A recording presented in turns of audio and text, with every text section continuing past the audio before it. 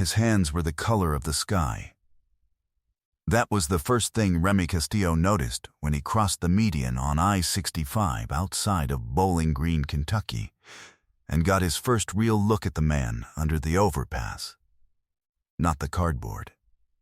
Not the shopping cart with the black garbage bag tied to the handle. Not the fact that the man was sitting with his back against the concrete support column, the way a person sits when sitting has become the default state. When the question of whether to stand is one that stopped making sense some time ago. The hands. Blue-gray at the knuckles. The color skin goes when it has been cold and wet for long enough. 4 days of rain had come through Bowling Green that week. 4 days of the particular October rain that comes in sideways off the interstate and finds every gap in every layer of clothing and does not stop. The man under the overpass had a wool blanket over his shoulders that had absorbed so much water it had stopped being insulation and started being weight. He had a hat, a canvas hat, the kind with a short brim, the kind a man might wear in a garden, pulled down to his ears. He was not young. He was not close to young. He had the build of someone who had been substantial once, and had been reduced by time and circumstance to something still upright, but only just. He was 73 years old, though Remy did not know that yet. He had been there for 4 days, though Remy did not know that yet either.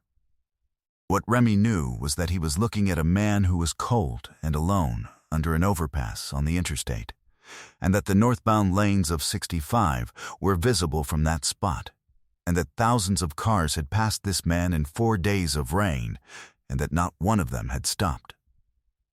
Remy pulled his Harley onto the shoulder. What happened next would bring 175 motorcycles to a stretch of highway in Kentucky, and would do something to a man named Harold Fitch that 4 days of being invisible had almost made him stop believing was still possible. The rain had led up to a mist by the time Remy reached the shoulder, the kind of mist that doesn't make headlines but soaks through everything in under 10 minutes. The overpass above him was I-65 northbound, and the traffic on it had the steady, indifferent roar of a highway in the middle of a workday. 18-wheelers and passenger cars, and the occasional motorcycle in the fast lane, none of them slowing. All of them going somewhere that was more important than whatever was happening on the shoulder below.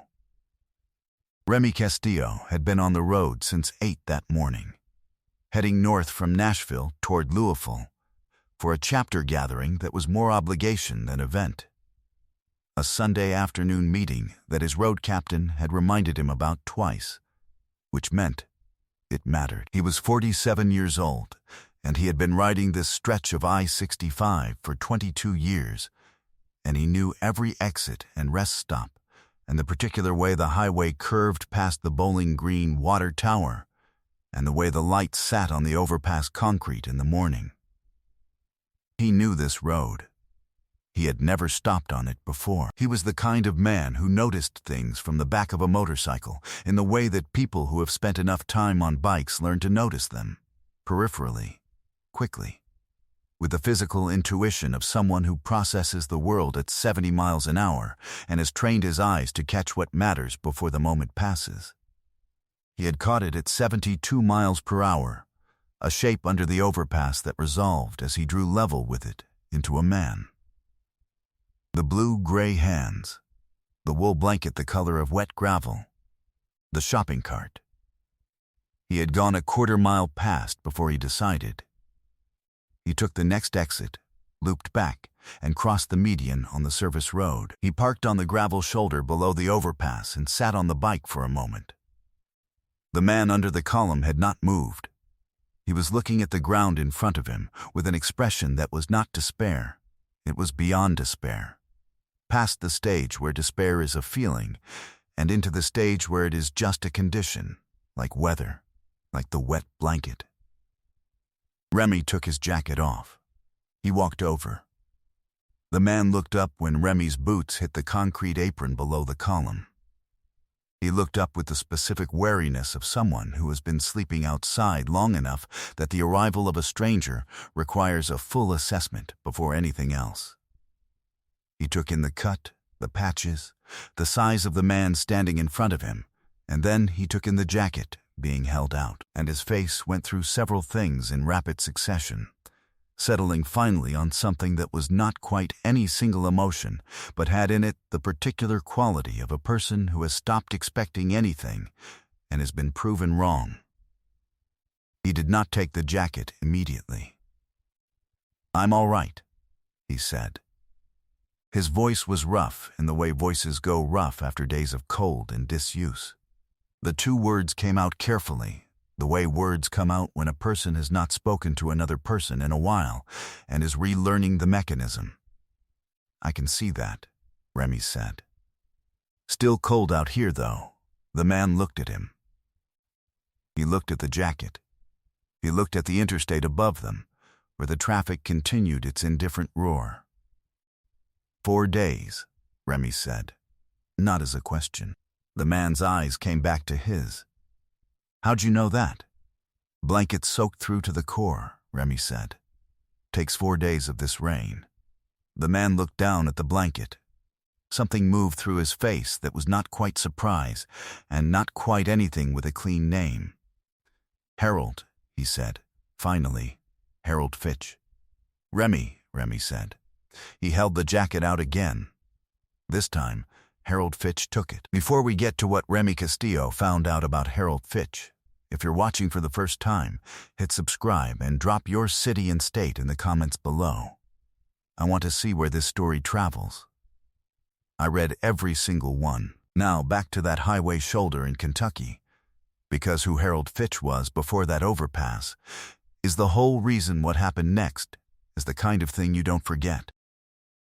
Harold James Fitch was born in 1951 in Paducah, Kentucky, which he had left at 18 and returned to at 61, and left again at 71, under circumstances that he would not fully explain to anyone for a long time. He was 73 years old.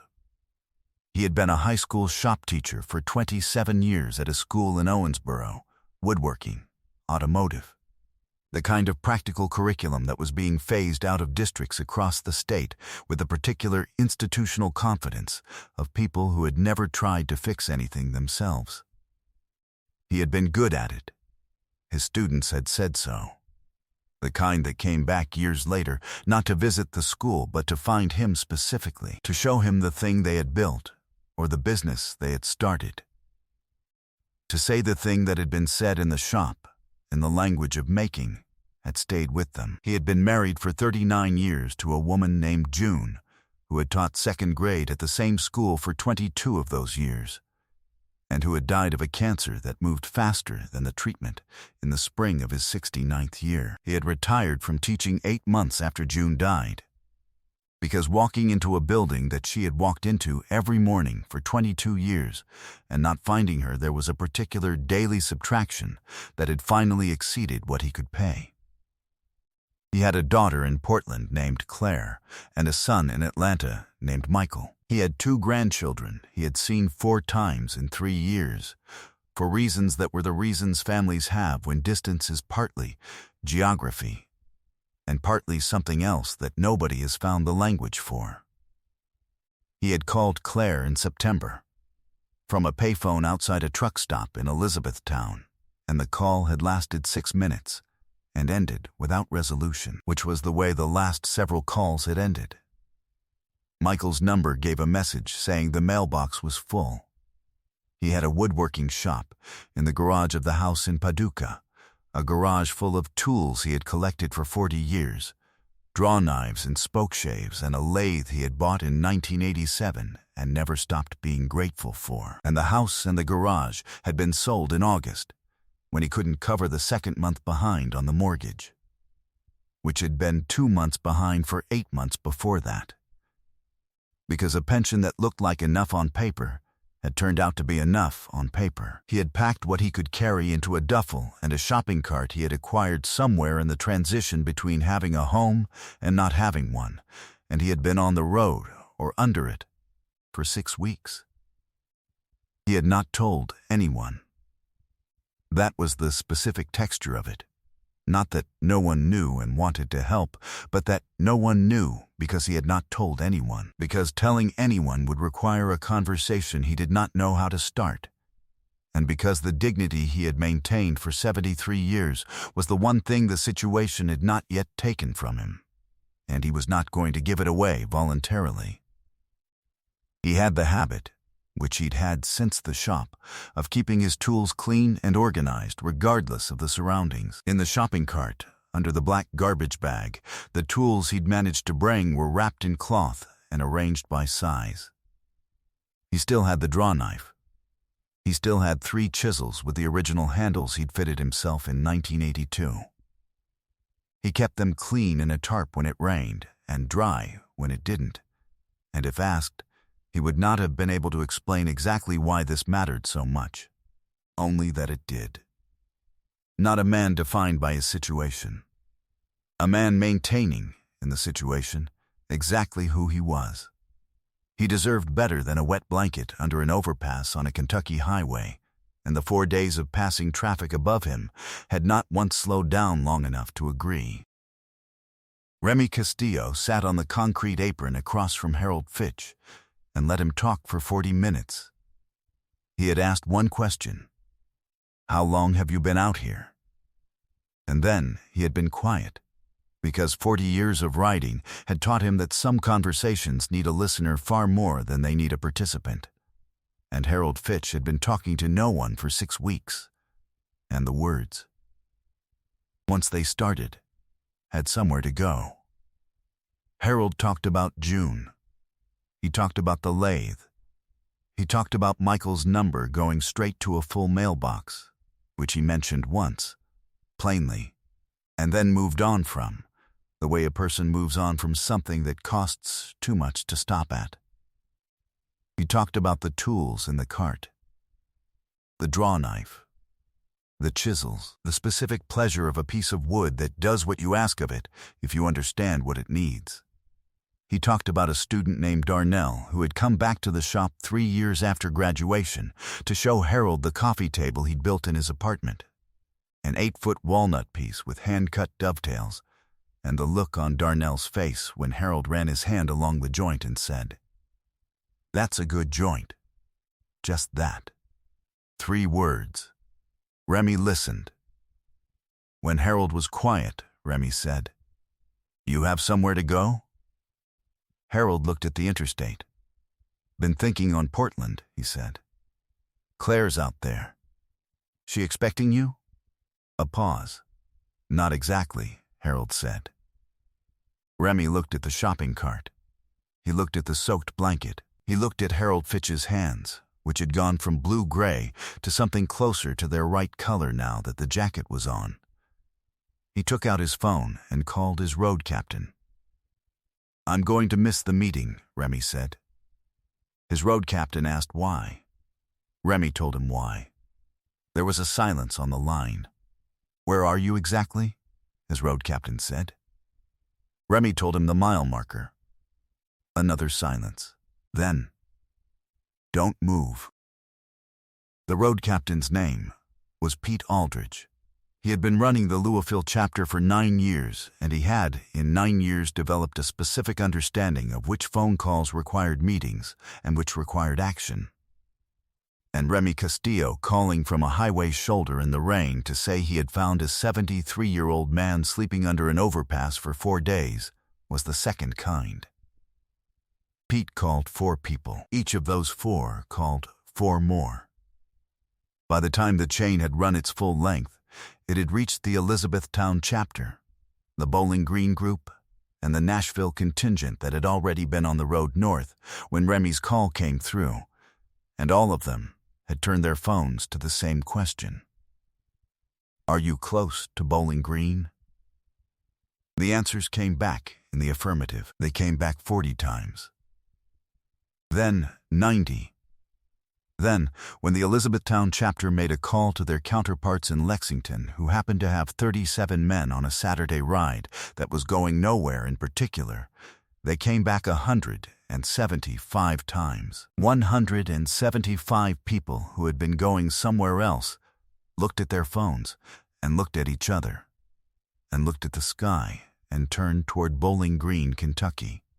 Not because anyone required it, not because there was a formal obligation, but because the story of a man with 40 years of shop tools wrapped in cloth in a shopping cart under a highway in the rain had moved. Through the phone chain the way certain things move, not as news but as a call. Remy did not know any of this yet. He was sitting on the concrete apron next to Harold Fitch, and Harold was telling him about June's second-grade classroom, which she had decorated every September with construction paper leaves in 4 colors, cutting them by hand every August, the same way every year. Remy was listening. He was in no hurry. He had nowhere to be. Harold had been talking for over an hour when the sound began. It started as a vibration, the kind that comes through concrete before it comes through air, the low frequency of many engines moving together at highway speed. Harold stopped mid-sentence. He looked at the interstate above them. Traffic was still moving in the northbound lanes, but something in the sound beneath it had changed. Then the first bike appeared on the service road. Then 20. Then the shoulder filled, and the gravel strip behind the shoulder filled, and the access road leading down from the exit filled, and the sound of 175 engines settling into idle, and then cutting. One by one, from the front of the column to the back, was the sound the highway had not made in all 4 days of rain and passing cars and people going somewhere that was more important than what was under the overpass. It went completely silent. Not the silence of the highway, which is never silent. The silence of 175 engines choosing to be quiet. The silence of people who have arrived somewhere and are waiting. Harold Fitch looked at the motorcycles. He looked at the men getting off them. He looked at Remy, who had not moved, who was watching Harold with the expression of a man who knew something was happening and wanted to see it happen right. "Who are these people?" Harold said. His voice was barely above a whisper. "They heard about you," Remy said. Harold looked at the column of riders, the leather and the patches and the chrome in the gray October light, and his face went through something that did not have a clean name. Not surprise, not relief. Something older than both of those things. The expression of a man who has been invisible for a very long time and has just been seen. He was trembling, not from cold this time. He started. He stopped. "I don't understand." "You don't have to," Remy said.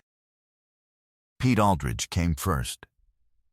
He was 53, broad, a man with gray at his temples and the unhurried bearing of someone who has responded to enough things that responding no longer requires urgency, only presence. He crossed the concrete apron and crouched down in front of Harold Fitch and looked at him with the directness of a man who was not going to waste either of their time with anything that wasn't true.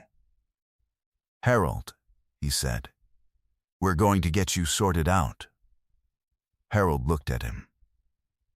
"You don't know me," he said. "We know enough," Pete said. Behind Pete, the riders had organized themselves without being asked into something that was not a formation, but was not random either. Some were unloading things from saddlebags, a dry sleeping bag, a thermos, a dry change of clothes that a man named Cutter had stopped at a truck stop 40 miles back to buy after the call came through, guessing its size with the practical optimism of someone who figures close enough is better than nothing. A man named Briggs had a first aid kit and was looking at Harold's hands. A man named Vaux had a bag from a Bowling Green diner, soup, coffee, 2 of whatever the day's special was, that he set on the concrete without announcement. Harold looked at the soup. He looked at the hands around him, large and road-worn. attending to the specific practical problems of a man who had been cold and wet for 4 days with the focused efficiency of people who fixed things for a living. His eyes were wet. He didn't break. He was 73 years old, and he had been a shop teacher for 27 years. And he had buried his wife and packed his tools and walked out of his own story quietly and without complaint. And he was not going to come apart in front of strangers on a highway shoulder. But his hands, when Briggs wrapped them, were shaking. "Cold," Harold said. Not an explanation. Just the word. "Yeah," Briggs said. "We'll get that sorted." Pete sat beside him on the concrete. He was quiet for a moment. Then he said, "You got people in Portland?" "My daughter," Harold said. "Claire. You want to get to Portland?" Harold was quiet. "She doesn't." He stopped. "I haven't told her where I am." Pete looked at Remy. Remy looked at Pete. Something passed between them that didn't require words. "What if we called her?" Pete said. "Let her know you're safe." Harold looked at the overpass. He looked at the highway. He looked at the traffic that was still moving up there, still going north, still not stopping. He looked at 175 men who had stopped. "She might not," he started. "She'll want to know," Pete said. "Trust me." Harold Fitch was quiet for a long time. The mist had gone to nothing, and the sky above the overpass was lightening slightly along the western edge, the gray giving way to the pale suggestion of something that had been behind it all day. "All right," he said. "All right." His voice broke on the second one. Just his voice, just barely. He didn't apologize for it. Claire Fitch, who was 39 years old and an ER nurse in Portland, and who had been carrying a quiet terror for 3 months about a father who had stopped calling, and whose house number had been disconnected, and whose neighbor Donna had said she hadn't seen him since August. Claire Fitch picked up a call from an unknown Kentucky number on a Saturday afternoon and heard a man named Pete Aldridge tell her that her father was safe and sitting on a dry blanket under a highway overpass in Bowling Green, and she had to ask him to repeat that. And then she had to ask him to repeat it again. "Can I?" she said. "Can I talk to him?" Pete handed Harold the phone. The conversation lasted 17 minutes. Remy did not hear most of it. He stood with the other riders at a respectful distance and watched Harold Fitch sit on a concrete apron holding a cell phone with both hands, the hands that had gone blue-gray and were now warm, and talk to his daughter, and the geometry of his body changed over the course of that conversation in the way bodies change when they have been holding something alone and are putting it down for the first time. When it was done, Harold held the phone out to Pete. "She's coming," he said. "Good," Pete said. Harold stopped. "She cried." "Yeah," Pete said. "I figured." Harold looked at the phone in his hand for a moment. "She said she'd been trying to find me," he said, "for 3 months." He was quiet. "I didn't know that." "No," Pete said. "People don't always know who's looking for them." The chapter found Harold a room that night at a Motel 6 exits north. Nothing grand, clean and warm and dry, which was the only standard that mattered. 3 riders stayed with him until Claire's flight arrived the next afternoon. Not as guards, as company. As the specific kind of company that doesn't require explanation or conversation, just presence. Just the human fact of not being alone. The tools in the shopping cart went in a truck bed, wrapped in a fresh tarp, and were delivered with Harold to the motel, because Remy had understood from the first 10 minutes of the conversation that the tools were not cargo. They were continuity. They were the thread Harold had kept hold of when he let go of everything else, and they were going with him wherever he went. Claire Fitch landed in Nashville on Sunday afternoon and drove north and walked into the motel room and found her father sitting in a chair by the window with a cup of coffee, and a man named Cutter who was showing him something on a phone and laughing at it. And Harold looked up and saw Claire in the doorway and stood up, which he hadn't done easily in a while, and crossed the room. And she met him in the middle. Remy was not there for that. He had already gone. He had left at 9 Sunday morning, after Harold's coffee and a handshake that lasted a beat longer than handshakes usually do, and ridden the rest of the I-65 north toward Louisville in the clearing weather, the sky going blue behind him, one county at a time.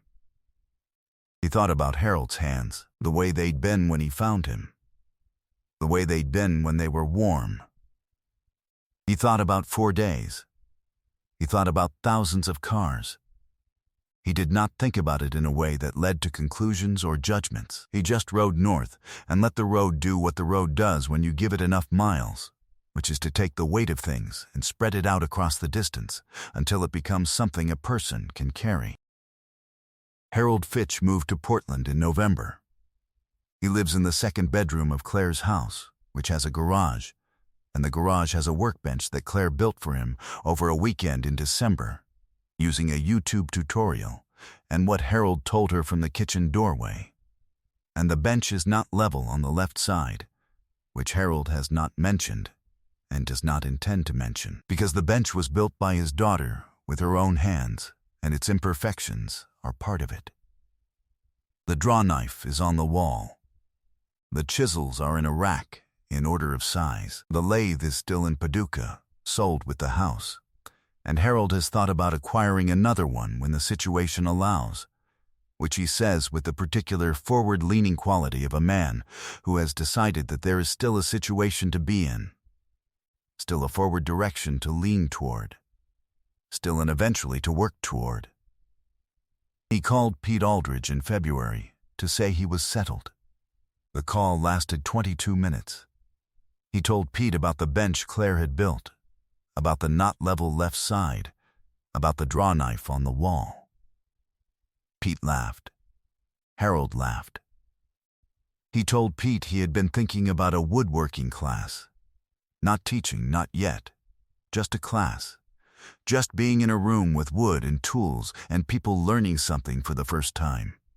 Just to be in that room again. You'll do it, Pete said. Maybe, Harold said. You'll do it, Pete said again. He did it in April.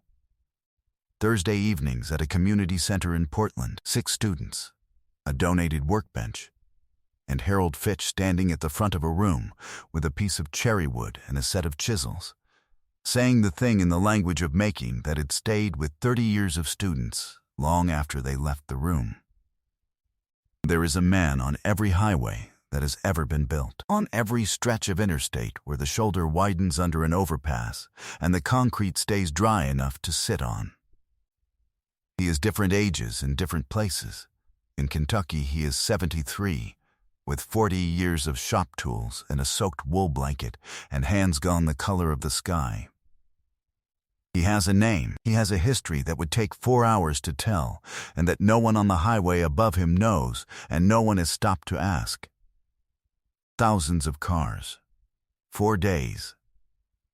And then one man on a motorcycle, going 72 miles an hour, catches something in his peripheral vision that resolves, before the moment passes, into a shape that matters. He goes a quarter mile. He decides. He turns around. The rest of it, the 175 bikes, the soup from the Bowling Green diner, the dry clothes, the phone call to Portland, the motel room, the workbench with the left side not level. All of that comes from one decision made in a quarter mile. From one man who noticed and did not keep going. Remy Castillo was going somewhere that Saturday morning. He had a meeting in Louisville, a road captain who had reminded him twice. He was 47 years old, and he had somewhere to be. He decided that Harold Fitch was somewhere to be. If this story reached you, if you believe that the most important thing you will do today might happen in the next quarter mile, hit that like and share it with someone who needs to remember that one person stopping is all it takes to start something. Subscribe so you never miss the next story. And drop a comment below. Have you ever turned around? Have you ever gone past something and then gone back? Tell me. Tell me where you're watching from. I read every single one. Type Harold in the comments if this one stayed with you.